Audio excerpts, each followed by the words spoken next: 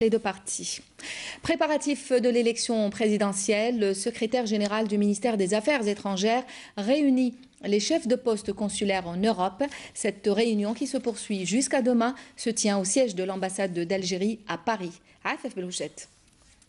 Neutralité, transparence, égalité de traitement et respect des textes législatifs, telles sont les consignes réitérées ce matin par le secrétaire général des Affaires étrangères à destination des consuls généraux et consuls algériens en Europe en vue du scrutin du 17 avril prochain. En effet, l'Europe accueille 90% de l'électorat algérien établi à l'étranger et sur les 398 bureaux de vote prévus hors territoire national, 60% ouvriront en Europe. Beaucoup seront tenus par des bénévoles, d'où l'intérêt d'une campagne d'information spécifique pour garantir la régularité du scrutin, dira Abdelhamid Snoussi Brexi.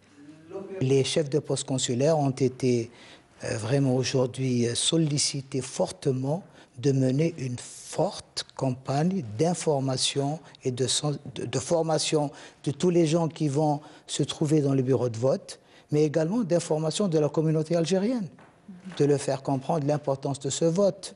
Autre point important, l'égalité de traitement des candidats et de leurs représentants. Je prendrai au hasard, pas au hasard, mais enfin dans le désordre, c'est peut-être les mêmes emplacements des photos des candidats, les mêmes traitements, les mêmes horaires